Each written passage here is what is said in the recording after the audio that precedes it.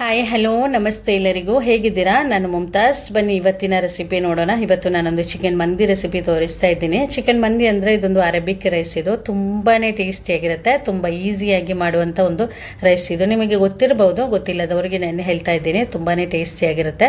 ಅದೇ ಥರ ತುಂಬ ಈಸಿಯಾಗಿ ಸುಲಭವಾಗಿ ಮಾಡುವಂಥ ಒಂದು ರೈಸ್ ಇದು. ನೀವು ಒಂದ್ಸಲ ಟ್ರೈ ಮಾಡಿ ನೋಡಿ, ನಿಮಗೆಲ್ಲರಿಗೂ ಇಷ್ಟ ಆಗುತ್ತೆ, ಮನೇಲಿ ಎಲ್ಲರಿಗೂ ಇಷ್ಟ ಆಗುತ್ತೆ, ಅಷ್ಟು ಟೇಸ್ಟಿಯಾಗಿರುತ್ತೆ.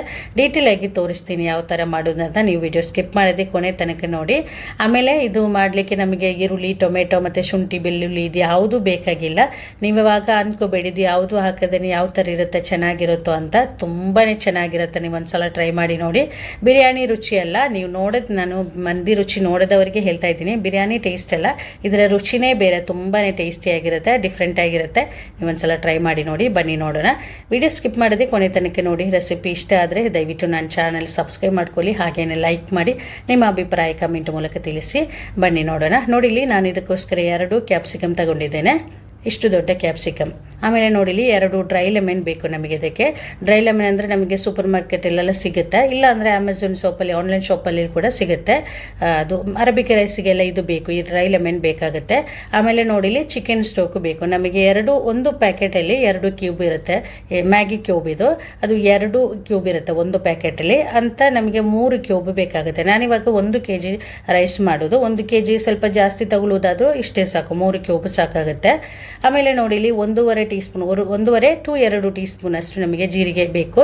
ಸಣ್ಣ ಸ್ಪೂನಲ್ಲಿ, ದೊಡ್ಡ ಸ್ಪೂನಲ್ಲಿ ಅಲ್ಲ, ಟೀ ಸ್ಪೂನು. ಅದು 1.5 to 2 ಟೀ ಸ್ಪೂನು ಹಾಕೋಬಹುದು. ಆಮೇಲೆ 2 ಟೀ ಸ್ಪೂನ್ ಪೆಪ್ಪರ್ ಕಾರ್ನ್ ಬೇಕು, ಕರಿಮೆಣಸು, ಮತ್ತು ಒಂದು 7-8 ಲವಂಗ. ಆಮೇಲೆ ಒಂದು 10ರಿಂದ 15ರಷ್ಟು ಏಲಕ್ಕಿ ಬೇಕಾಗುತ್ತೆ. ನೋಡಿಲಿ, ಒಂದು 10ರಿಂದ 15ರಷ್ಟು ಏಲಕ್ಕಿ ಹಾಕ್ತಾ ಇದ್ದೀನಿ. ಮತ್ತು 2 ಪೀಸು ಚಕ್ಕೆ ಬೇಕು. ನೋಡಿಲಿ ಈ ಥರ. ಮತ್ತು ಸ್ವಲ್ಪ ಪುದೀನ, ಸ್ವಲ್ಪ ಕೊತ್ತಂಬರಿ ಸೊಪ್ಪು ಮತ್ತು ಪುದೀನ ಅದೆಲ್ಲ ಜಾಸ್ತಿ ಬೇಡ. ನಾವಿವಾಗ ಬಿರಿಯಾನಿಗೆಲ್ಲ ಜಾಸ್ತಿ ಹಾಕ್ತೀವಲ್ಲ, ಆ ಥರ ಜಾಸ್ತಿ ಹಾಕೋಬೇಡಿ, ಸ್ವಲ್ಪನೇ ಸಾಕು. ಜಸ್ಟ್ ಫ್ಲೇವರಿಗೋಸ್ಕರ ಮಾತ್ರ ಹಾಕ್ತಾ ಇದ್ದೀವಿ. ಸ್ವಲ್ಪ ಪುದೀನ, ಸ್ವಲ್ಪ ಕೊತ್ತಂಬರಿ ಸೊಪ್ಪು, ಇಷ್ಟೇ ಸಾಕು, ಇದು ಜಾಸ್ತಿ ಬೇಡ. ಆಮೇಲೆ ಚಿಕನ್ ನಾನಿಲ್ಲಿ 1 kg 200 ಗ್ರಾಮ್ ಚಿಕನ್ ತಗೊಂಡಿದ್ದೇನೆ. ಚಿಕನ್ ಈ ಥರ ದೊಡ್ಡ ಪೀಸಸ್ ಆಗಿ, ನಾವು ಮಂದಿಗೆಲ್ಲ ಕಟ್ ಮಾಡುವಾಗ ದೊಡ್ಡ ಪೀಸಾಗಿ ಮಾಡಬೇಕು. ಒಂದು ಚಿಕನ್ 2 ಪೀಸ್ ಮಾಡಿಕೊಂಡು ಮಾಡ್ಬೋದು, ಇಲ್ಲ 4 ಪೀಸು 6 ಪೀಸು ಈ ಥರ ಎಲ್ಲ ಮಾಡ್ಕೋಬಹುದು. ನಾನಿವಾಗ ಒಂದು ಚಿಕನ್ 6 ಪೀಸ್ ಮಾಡಿದ್ದೇನೆ. ನೋಡಿಲಿ ಈ ಥರ. ವಿತ್ ಸ್ಕಿನ್ ಕೂಡ ತಗೋಬಹುದು. ನಾರ್ಮಲ್ ಆಗಿ ಮಂದಿಗೆಲ್ಲ ವಿತ್ ಸ್ಕಿನ್ನೇ ತಗೊಳ್ಳೋದು, ನಾನಿವಾಗ ಸ್ಕಿನ್ ಹಾಕಲಿಲ್ಲ. ಈ ಥರ ಇದಕ್ಕಿಂತ ಸ್ವಲ್ಪ ಇನ್ನೂ 1 ಪೀಸ್ ಕಟ್ ಮಾಡಬೇಕಾದ್ರೆ, ಸ್ವಲ್ಪ ಚಿಕ್ಕದು ಮಾಡಬೇಕಾದ್ರೆ ಮಾಡ್ಕೋಬಹುದು. ಯಾವ ರೀತಿ ಯಾವ ಥರ ಬೇಕಾದರೂ ಮಾಡ್ಕೋಬಹುದು. ಸ್ವಲ್ಪ ದೊಡ್ಡ ಪೀಸಸ್ ಆಗಿ ಮಾಡೋದೇ ಒಳ್ಳೆಯದು, ಮಂದಿಗೆಲ್ಲ ಸ್ವಲ್ಪ ದೊಡ್ಡ ಪೀಸಸ್ ಆಗಿ ಮಾಡೋದೇ ಒಳ್ಳೆಯದು. ನೋಡಿಲಿ ಚಿಕನ್ ಚೆನ್ನಾಗಿ ವಾಶ್ ಮಾಡಿಕೊಂಡು ಅದರ ನೀರೆಲ್ಲ ಹೋಗಬೇಕು. ನಾನು ಹೇಳ್ದಾಗೆ ನೀರು ಸ್ವಲ್ಪನೂ ಇರಬಾರ್ದು. ಈ ಥರ ನೋಡಿ, ಇವಾಗ ನೋಡಿ, ಇದನ್ನು 2 ಪೀಸ್ ಕೂಡ ಮಾಡ್ಕೋಬಹುದು. ನಿಮಗೆ ಬೇಕಾದರೆ ಆ ಥರ ಮಾಡ್ಕೊಳ್ಳಿ. ನಾನಿವಾಗ ಮಾಡಲಿಲ್ಲ, ಇಷ್ಟು ದೊಡ್ಡ ಪೀಸಾಗಿ ಮಾಡಿದ್ದೇನೆ. ಚಿಕನಲ್ಲಿ ನಾನು ಹೇಳ್ದಾಗೆ ನೀರಿರಬಾರ್ದು. ನೀರೆಲ್ಲ ಹೋದ ನಂತರ ಈ ಥರ ನಾವು ಯಾವ ಪಾತ್ರದಲ್ಲಿ ಮಂದಿ ಮಾಡ್ತೀವೋ ಅದೇ ಪಾತ್ರಕ್ಕೆ ಹಾಕೊಳ್ಳಿ ಚಿಕನ್. ಆನಂತರ ನಾವಿವಾಗ ತೆಗೆದಿಟ್ಟ ಇದು ಕ್ಯಾಪ್ಸಿಕಮ್ ಅದೆಲ್ಲ ಉಂಟಲ್ಲ, ಪುದೀನ, ಕೊತ್ತಂಬರಿ ಸೊಪ್ಪು ಅದೆಲ್ಲ ಉಂಟಲ್ಲ, ಅದೆಲ್ಲ ಚಿಕ್ಕದಾಗಿ ಕಟ್ ಮಾಡಿಕೊಂಡು ಹಾಕಿ. ದೊಡ್ಡ ಪೀಸಸ್ ಆಗಿ ಮಾಡ್ಕೋಬೇಡಿ, ಚಿಕ್ಕದಾಗಿ ಕಟ್ ಮಾಡಿಕೊಂಡು ಹಾಕೊಳ್ಳಿ. ಆಮೇಲೆ ಚಿಕನ್ ಕ್ಯೂಬ್ಸ್ ಉಂಟಲ್ಲ, 3 ಕ್ಯೂಬ್ಸ್, ಅದನ್ನು ಈ ಥರ ಕೈಯಲ್ಲಿ ಈ ಥರ ಮಾಡಿಕೊಂಡು ಹಾಕಿ. ಇದರಲ್ಲಿ ಉಪ್ಪಿರುತ್ತೆ, ನಮಗೆ ಇದಕ್ಕೆ ಎಕ್ಸ್ಟ್ರಾ ಉಪ್ಪು ಬೇಕಾಗಿಲ್ಲ, ನೋಡಿಕೊಂಡು ಬೇಕಾದರೆ ಮಾತ್ರ ಸ್ವಲ್ಪ ಹಾಕೊಳ್ಳಿ, ಇದರಲ್ಲಿ ಉಪ್ಪಿರುತ್ತೆ. ನಂತರ ಸ್ಪೈಸಸ್, ನಾವು ತೆಗೆದಿಟ್ಟ ಸ್ಪೈಸಸ್ ಉಂಟಲ್ಲ ಅದು ಹಾಕ್ತಾ ಇದ್ದೀನಿ. ಆಮೇಲೆ ಡ್ರೈ ಲೆಮನ್ ಹಾಕುವಾಗ ಈ ಥರ ಹೋಲ್ಸ್ ಮಾಡಿಕೊಂಡು ಹಾಕೊಳ್ಳಿ, ಯಾಕಂದರೆ ಅದರ ಇದು ಫ್ಲೇವರ್ ಹೊರಗಡೆ ಬರಲಿಕ್ಕೋಸ್ಕರ. ಮತ್ತು ಸ್ವಲ್ಪ food colour, orange red colour ಹಾಕ್ತಾ ಇದ್ದೀನಿ. ಆಮೇಲೆ ಒಂದು 3/4 ಕಪ್ ಆಯಿಲ್ ಬೇಕಾಗುತ್ತೆ ಇದಕ್ಕೆ. ಸನ್ಫ್ಲವರ್ ಆಯಿಲ್ ಅಥವಾ ಆಲಿವ್ ಆಯಿಲ್ ಇದು ಯಾವುದು ಆಗ್ಬೋದು. ತೆಂಗಿನ ಎಣ್ಣೆಲ್ಲ ಬೇಡ, ಫ್ಲೇವರ್ ಇರುವ ಆಯಿಲ್ ಬೇಡ, ಫ್ಲೇವರ್ ಇಲ್ಲದೆ ಯಾವುದೇ ಆಯಿಲು ಆಗ್ಬೋದು. ಸನ್ಫ್ಲವರ್ ಆಯಿಲ್ ಇದ್ದರೆ ಅದೇ ಒಳ್ಳೆಯದು, ಇಲ್ಲ ಆಲಿವ್ ಆಯಿಲ್ ಕೂಡ ಆಗುತ್ತೆ, ಯಾವುದು ಆಗ್ಬೋದು. ನಾನು 250 ml ಕಪ್ ಇದು, ಅದರಲ್ಲಿ 3/4 ಕಪ್ ತಗೊಂಡಿದ್ದೇನೆ. ಅದರಲ್ಲಿ ಸ್ವಲ್ಪ ಕಮ್ಮಿ ಮಾಡಿಕೊಂಡು ಹಾಕಿದ್ದೇನೆ. ಇಷ್ಟು ಆಯಿಲ್ ಬೇಕು, ನೀವು ಕಮ್ಮಿ ಮಾಡಬೇಡಿ, ಯಾಕಂದರೆ ಇಷ್ಟು ಆಯಿಲ್ ಬೇಕಂತ ಅನ್ಕೋಬೇಡಿ, ಯಾಕಂದರೆ ನಮಗೆ ರೈಸ್ಗೆ ಬೇರೆ ಆಯಿಲ್ ಹಾಕೋದಿಲ್ಲ, ಅದಕ್ಕೋಸ್ಕರ 3/4 ಕಪ್ ಆಯಿಲ್ ಬೇಕಾಗುತ್ತೆ. ಆಯಿಲ್ ಕಮ್ಮಿ ಆದರೆ ಚೆನ್ನಾಗಿರಲ್ಲ, ಆಯಿಲ್ ಬೇಕು, ಇಷ್ಟು ಆಯಿಲ್ ಬೇಕು. ಆಯಿಲ್ ಹಾಕೊಂಡು ಚೆನ್ನಾಗಿ ಈ ಥರ ಕೈಯಿಂದಲೇ ಚೆನ್ನಾಗಿ ಮಿಕ್ಸ್ ಮಾಡಿಕೊಂಡು ಇದೊಂದು 1 ಗಂಟೆ ಕಾಲ ರೆಸ್ಟಿಗೆ ಇಡಬೇಕು. 1 ಗಂಟೆ ಅಥವಾ ಒಂದು ಅರ್ಧ ಗಂಟೆ, ಟೈಮ್ ಇಲ್ಲ ಅಂದರೆ ಮಿನಿಮಮ್ ಒಂದು ಅರ್ಧ ಗಂಟೆ ಆದರೂ ಈ ಥರ ಮಿಕ್ಸ್ ಮಾಡ್ಕೊಂಡು ಮಸಾಲೆ ಹಾಕ್ಕೊಂಡು ಇಡಬೇಕು. ಈ ಥರ ಅರ್ಧ ಗಂಟೆ ಅಥವಾ 1 ಗಂಟೆ ಟೈಮ್ ಇಲ್ಲ ಅಂದರೆ ನಾನು ಹೇಳ್ದಾಗೆ ಮಿನಿಮಮ್ ಅರ್ಧ ಗಂಟೆ ಆದರೂ ಇಡಬೇಕು. ಆನಂತರ ನಮಗೆ ಬಸ್ಮತಿ ರೈಸ್ ನಾನಿಲ್ಲಿ 1 kg ರೈಸ್ ತಗೊಂಡಿದ್ದೇನೆ. ನಾವು ಮಂದಿಗೆ ರೈಸ್ ತಗೊಳ್ಳುವಾಗ ಸ್ವಲ್ಪ ಒಳ್ಳೆ ಕ್ವಾಲಿಟಿ ರೈಸ್ ನೋಡಿ ತಗೊಳ್ಳಿ. ನಮಗೆ ಮಂದಿ ರೈಸ್ ಅಂತ ಕೇಳಿದ್ರೇ ಅಂಗಡಿಯಲ್ಲಿ ಕೊಡ್ತಾರೆ. ಮತ್ತು ಇದು ಮಂದಿಗೆ ಅಂತಲೇ ರೈಸಸ್ ಎಲ್ಲ ಬಸ್ಮತಿ ರೈಸ್ ಅದೆಲ್ಲ ತುಂಬ ಚೆನ್ನಾಗಿರುತ್ತೆ ಮಂದಿ ಮಾಡಲಿಕ್ಕೆ. ಮಂದಿ ರೈಸ್ ಅದರಲ್ಲಿ ಮಾಡಿದರೆ ಒಳ್ಳೆ ಕ್ವಾಲಿಟಿ ರೈಸ್ ನೋಡಿ ತಗೊಳ್ಳಿ. ನಾನು ಫಸ್ಟ್ 1 kg ತಗೊಂಡಿದ್ದೇನೆ. ಫಸ್ಟ್ ಸ್ವಲ್ಪ ನೀರು ಹಾಕ್ಕೊಂಡು ಚೆನ್ನಾಗಿ ವಾಶ್ ಮಾಡ್ಕೊಳ್ಳಿ. ಒಂದು 4-5 ಸಲ ಚೆನ್ನಾಗಿ ವಾಶ್ ಮಾಡಿಕೊಂಡು ಆನಂತರ ನೀರು ಹಾಕ್ಕೊಂಡು ಒಂದು ಅರ್ಧ ಗಂಟೆ ಕಾಲ ಇದು ನೆನೆಸಿಡಿ. ಅರ್ಧ ಗಂಟೆ ನಂತರ ಈ ಥರ ನೋಡಿಲಿ ದೊಡ್ಡದೊಂದು ಪಾತ್ರದಲ್ಲಿ ನೀರು ಕುದೀತಾ ಇದೆ. ನೀರು ಇಟ್ಟಿದ್ದೇನೆ. ಅದು ಚೆನ್ನಾಗಿ ಕುದೀತಾ ಬರುವಾಗ ನಾವು ನೆನೆಸಿಟ್ಟಿದ್ದ ರೈಸ್ ಉಂಟಲ್ಲ ಅದನ್ನು ಹಾಕ್ಕೊಂಡು ಚೆನ್ನಾಗಿ ಬೇಯಿಸ್ಕೊಳ್ಳಿ. ಚೆನ್ನಾಗಿ ಬೇಯಿಸಿ ಅಂದರೆ ಒಂದು 80% ಮಾತ್ರ ಕುಕ್ ಆದರೆ ಸಾಕು, ಅದಕ್ಕಿಂತ ಜಾಸ್ತಿ ಬೇಡ. ಯಾಕಂದರೆ ಮಂದಿ ರೈಸ್ ಜಾಸ್ತಿ ಇದು ಕುಕ್ ಆದರೆ ಚೆನ್ನಾಗಿರಲ್ಲ ಮಂದಿ, ಅದಕ್ಕೋಸ್ಕರ 80% ಮಾತ್ರ ಕುಕ್ ಆದರೆ ಸಾಕು. ಆಮೇಲೆ ನಾನು ಇದಕ್ಕೆ ಇವಾಗ ಉಪ್ಪು ಮಾತ್ರ ಹಾಕ್ತಾ ಇದ್ದೀನಿ, ಬೇರೆ ಸ್ಪೈಸಸ್ ಏನೂ ಹಾಕೋದಿಲ್ಲ. ನಿಮಗೆ ಬೇಕಾದರೆ ಸ್ಪೈಸಸ್ ಹಾಕೋಬಹುದು. ಇವಾಗ ಚಕ್ಕೆ, ಲವಂಗ, ಏಲಕ್ಕಿ, ಬೇಲೀಫ್ ಈ ಥರ ಹಾಕೋಬಹುದು. ನಾನು ಇದು ಯಾವುದೂ ಹಾಕೋದಿಲ್ಲ, ಜಸ್ಟ್ ಉಪ್ಪು ಮಾತ್ರ. ಉಪ್ಪು ರುಚಿ ನೋಡುವಾಗ ನೀರಲ್ಲಿ ನೋಡುವಾಗ ಸ್ವಲ್ಪ ಜಾಸ್ತಿ ಇರಬೇಕು, ಸ್ವಲ್ಪ ಮುಂದಕ್ಕೆ ನಿಲ್ಲಬೇಕು ಉಪ್ಪು, ಅವಾಗ ರೈಸ್ ಕುಕ್ ಆಗಿ ಬರುವಾಗ ಕರೆಕ್ಟಾಗಿರುತ್ತೆ. ಆಮೇಲೆ ನೋಡಿಲಿ ನಾನಿವಾಗ ಒಂದು 3/4 ಗಂಟೆ ಆಗಿದೆ. ಇದು ಮಸಾಲೆ ನಾವು ಚಿಕನ್ ಮಿಕ್ಸ್ ಮಾಡಿ ಇಟ್ಟು 3/4 ಗಂಟೆ ಆಗಿದೆ. ಇವಾಗ ಇದನ್ನು ನಾವು ಹೈ ಫ್ಲೇಮಲ್ಲಿ ಇಟ್ಟು ಚಿಕನ್ ಕುಕ್ ಮಾಡಬೇಕು, ಬೇಯಿಸಬೇಕು. ನೀರೇನು ಹಾಕಬಾರ್ದು, ಅದೇ ಥರ ಇಟ್ಟರೆ ಆಯಿತು. ಹೈ ಫ್ಲೇಮಲ್ಲೇ ಇಟ್ಕೊಳ್ಳಿ.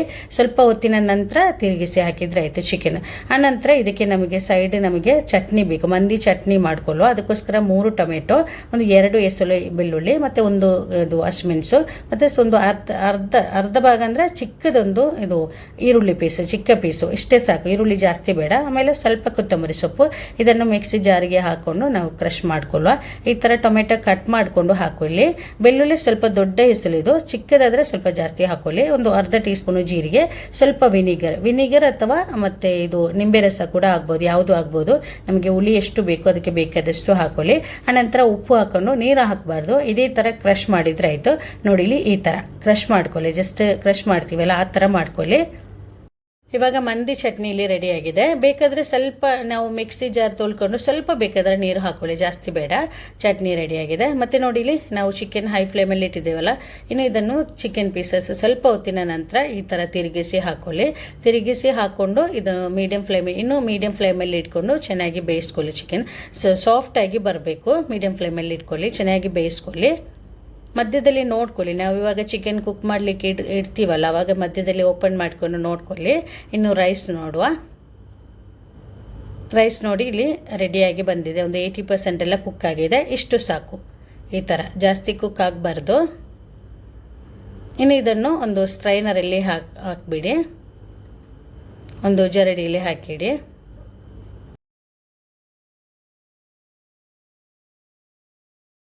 ನೋಡಿ ರೈಸಲ್ಲೇ ಈ ಥರ ಒಂದು ಜರಡಿಯಲ್ಲಿ ಹಾಕಿದ್ದೇನೆ. ಇದರಲ್ಲಿ ಏನಾದರೂ ನಿಮಗೆ ಡೌಟ್ಸ್ ಇದ್ದರೆ, ನಾನು ಹೇಳ್ಕೊಟ್ಟದ್ದು ಅರ್ಥ ಆಗಿಲ್ಲ ಗೊತ್ತಾಗಿಲ್ಲ ಅಂದರೆ ಕೇಳಿ ನೀವು. ಆಮೇಲೆ ಇನ್ನು ರೈಸು ನಮಗೆ ದಮ್ ಮಾಡಲಿಕ್ಕೆ ಉಂಟು. ದಮ್ ಮಾಡುವಾಗ ಅದಕ್ಕೆ ಒಂದು ಸ್ಮೋಕಿ ಫ್ಲೇವರ್ ಕೊಡಲಿಕ್ಕೆ ಉಂಟು. ಅದಕ್ಕೋಸ್ಕರ ನಾನಿವಾಗ ಇಲ್ಲಿ 2 ಪೀಸ್ ಚಾರ್ಕೋಲ್ ತಗೊಳ್ತಾ ಇದ್ದೀನಿ. ಚಾರ್ಕೋಲ್ ಇಲ್ಲಾಂದರೆ ನಮಗೆ ನಾರ್ಮಲ್ ಆಗಿ ನಾವು ಇವಾಗ ಮನೆಯಲ್ಲೆಲ್ಲ ಒಲೆಯೆಲ್ಲ ಅಡುಗೆ ಮಾಡ್ತೀವಲ್ಲ ಅವಾಗೆಲ್ಲ ನಮಗೆ ಕೆಂಡ ಇರುತ್ತೆ, ಅದನ್ನೇ ತಗೊಳ್ಳಿ.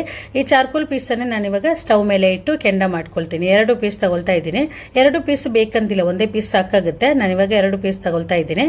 ಮನೆಯಲ್ಲಿ ಕೆಂಡ ಇರೋದು, ಒಲೆಯಲ್ಲಿ ಎಲ್ಲ ನಾವು ಅಡುಗೆ ಮಾಡುವಾಗ ಕೆಂಡ ಇರುತ್ತಲ್ಲ ಅದನ್ನು ತಗೊಳ್ಳೋದಾದ್ರೆ ಅದು ಕೂಡ ಆಗ್ಬೋದು.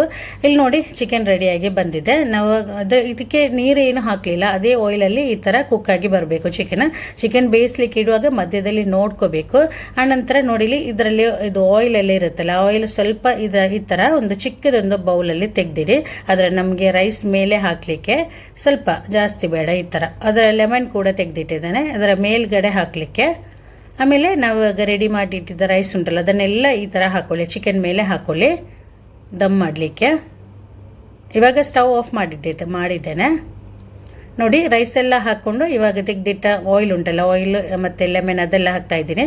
ಮತ್ತು ಸ್ವಲ್ಪ ಅರಿಶಿನ ಪುಡಿ ಹಾಲಲ್ಲಿ ಮಿಕ್ಸ್ ಮಾಡಿ ಇಟ್ಟಿದ್ದೇನೆ, ಅದನ್ನು ಯೆಲ್ಲೋ ಕಲರಿಗೋಸ್ಕರ ಅದನ್ನು ಹಾಕ್ತಾ ಇದ್ದೀನಿ ಸ್ವಲ್ಪ. ಮತ್ತು ಸ್ವಲ್ಪ ಆರೆಂಜ್ ರೆಡ್ ಕಲರ್ ಅದನ್ನು ಕೂಡ ಹಾಕೊಳ್ಳಿ ಈ ಥರ.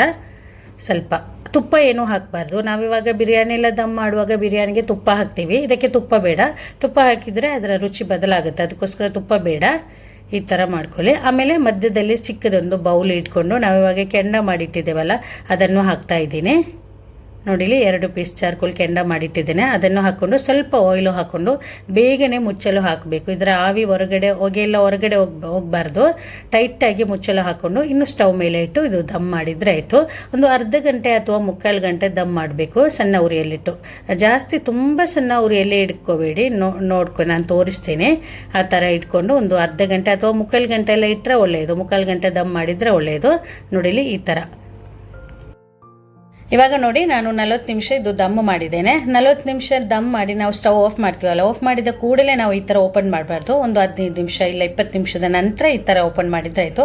ಆವಾಗ ಸೆಟ್ಟಾಗಿ ಚೆನ್ನಾಗಿ ಬರುತ್ತೆ. ಅದು ನಾವು ದಮ್ ಮಾಡಲಿಕ್ಕೆ ಇಡುವಾಗ ಒಂದು 7-8 ಹಸಿಮೆಣಸು ಗ್ರೀನ್ ಚಿಲ್ಲಿ ಇದರ ಮೇಲ್ಗಡೆ ಹಾಕಬೇಕು, ರೈಸ್ ಮೇಲೆ ಹಾಕಬೇಕು. ಅದು ಖಾರಕ್ಕೆ ಹಾಕೋದಲ್ಲ, ಜಸ್ಟ್ ಫ್ಲೇವರಿಗೋಸ್ಕರ. ಅದು ಫಸ್ಟ್ ನನಗೆ ಮರೆತೋಯ್ತು, ಮತ್ತೆ ಮಧ್ಯದಲ್ಲಿ ಓಪನ್ ಮಾಡ್ಕೊಂಡು ಹಾಕಿದ್ದೇನೆ. ರೈಸ್ ನೋಡಿ ಎಷ್ಟು ಚೆನ್ನಾಗಿ ಬಂದಿದೆ ಅಂತ, ತುಂಬ ಚೆನ್ನಾಗಿ ಬಂದಿದೆ. ಜಾಸ್ತಿ ಕುಕ್ಕಾಗಿ ಮುದ್ದೆ ಥರ ಆ ಥರ ಏನೂ ಆಗಿಲ್ಲ. ಒಂದಕ್ಕೊಂದು ಅಂಟಿಕೊಳ್ಬಾರ್ದು ರೈಸ್ ಎಲ್ಲ. ಒಂದೊಂದು ರೈಸು ಬೇರೆ ಬೇರೆ ನಿಲ್ಲಬೇಕು, ಈ ಥರ ಬರಬೇಕು. ನಮಗೆ ಮಂದಿ ರೈಸ್ ಅಂದರೆ ಈ ಥರ ಇರಬೇಕು. ಎಲ್ಲ ರೈಸ್ನು ಬೇರೆ ಬೇರೆ ನಿಲ್ಲಬೇಕು. ಜಾಸ್ತಿ ಕುಕ್ ಆದರೆ ನಮಗೆ ಅಷ್ಟು ಚೆನ್ನಾಗಿರಲ್ಲ. ಇನ್ನು ಇದರ ಚಿಕನ್ ಪೀಸಸ್ ಎಲ್ಲ ತೆಗೆಯುವ. ಈ ಥರ ಚಿಕನ್ ಪೀಸಸ್ ಎಲ್ಲ ತೆಗೆದು ಈ ರೈಸ್ ಚೆನ್ನಾಗಿ ಮಿಕ್ಸ್ ಮಾಡ್ಕೋಬೇಕು. ಮಿಕ್ಸ್ ಮಾಡುವಾಗ ಸ್ಲೋಲಿ ಮಿಕ್ಸ್ ಮಾಡ್ಕೊಳ್ಳಿ, ಯಾಕಂದರೆ ಅದು ರೈಸು ಪುಡಿ ಆಗಲಿಕ್ಕೆ ಚಾನ್ಸ್ ಉಂಟು. ಅದಕ್ಕೋಸ್ಕರ ಮೆಲ್ಲನೆ ಸ್ಲೋಲಿ ಮಿಕ್ಸ್ ಮಾಡ್ಕೊಳ್ಳಿ. ಚೆನ್ನಾಗಿ ಮಿಕ್ಸ್ ಆಗಬೇಕು. ಅಂದರೆ ಇದರ ಅಡಿಯಲ್ಲಿ ಆಯಿಲ್ ಮತ್ತು ಸ್ವಲ್ಪ ಮಸಾಲೆ ಎಲ್ಲ ಅದರ ಅಡಿಯಲ್ಲೇ ಇರುತ್ತೆ. ಅದಕ್ಕೋಸ್ಕರ ಚೆನ್ನಾಗಿ ಮಿಕ್ಸ್ ಮಾಡ್ಕೊಳ್ಳಿ. ನೋಡಿ ನಮ್ಮ ಚಿಕನ್ ಮಂದಿ ಇಲ್ಲಿ ರೆಡಿಯಾಗಿದೆ. ನೀವು ನೋಡಿದ್ರಲ್ಲಿ ಎಷ್ಟು ಈಸಿಯಾಗಿ ಎಷ್ಟು ಸುಲಭವಾಗಿ ಮಾಡಿದ್ದೇವೆ ಅಂತ. ತುಂಬ ಸುಲಭವಾಗಿ ಮಾಡುವಂಥ ಒಂದು ಚಿಕನ್ ರೈಸ್ ಇದು. ತುಂಬಾ ಟೇಸ್ಟಿಯಾಗಿರುತ್ತೆ. ನೀವು ಅಂದ್ಕೋಬೇಡಿ ಇದು ನಾವಿವಾಗ ಟೊಮೆಟೊ ಈರುಳ್ಳಿ ಏನೂ ಹಾಕಿಲ್ಲ, ಶುಂಠಿ ಬೆಳ್ಳುಳ್ಳಿ ಹಾಕಿಲ್ಲ, ರುಚಿ ಯಾವ ಥರ ಇರುತ್ತೋ ಅಂತ ಅಂದ್ಕೋಬೇಡಿ. ತುಂಬಾ ಟೇಸ್ಟಿಯಾಗಿರುತ್ತೆ. ನೀವು ಒಂದ್ಸಲ ಟ್ರೈ ಮಾಡಿ ನೋಡಿ. ಇದು ನಾನು ಹೇಳ್ದಾಗೆ ಬಿರಿಯಾನಿ ರುಚಿ ಅಲ್ಲ, ಬಿರಿಯಾನಿ ರುಚಿ ಬೇರೆ, ಇದರ ರುಚಿ ಬೇರೆ. ಇದು ಡಿಫ್ರೆಂಟ್ ಆಗಿರುತ್ತೆ, ತುಂಬ ಚೆನ್ನಾಗಿರುತ್ತೆ. ನೋಡಿ ಚಿಕನಲ್ಲಿ ಎಷ್ಟು ಸಾಫ್ಟಾಗಿ ಬಂದಿದೆ ಅಂತ, ತುಂಬ ಸಾಫ್ಟಾಗಿ ಬಂದಿದೆ. ಈ ಥರ ಇರಬೇಕು, ತುಂಬ ಚೆನ್ನಾಗಿರುತ್ತೆ. ನಾನು ಹೇಳ್ದಾಗೆ ನೀವು ಟ್ರೈ ಮಾಡಿ ನೋಡಿ, ನಿಮ್ಗೆ ಎಲ್ಲರಿಗೂ ಇಷ್ಟ ಆಗುತ್ತೆ. ಮತ್ತು ಇನ್ನೊಂದು ಏನಂದರೆ, ನಾವು ಈ ಥರ ಚಿಕನ್ ಮಂದಿಗೆಲ್ಲ ನಾವು ಚಿಕನ್ ತಗೊಳ್ತೀವಲ್ಲ, ಆವಾಗ ದೊಡ್ಡ ಸೈಜ್ ಚಿಕನ್ ತಗೋಬಾರ್ದು. ಏನಂದರೆ ಇವಾಗ ಒಂದು 2 kg 2 kgಗಿಂತ ಜಾಸ್ತಿ ತೂಕ ಇರುವ ಚಿಕನ್ ಎಲ್ಲ, ದೊಡ್ಡ ಚಿಕನ್ ಎಲ್ಲ ಇರುತ್ತಲ್ಲ, ಅದು ತಗೋಬಾರ್ದು.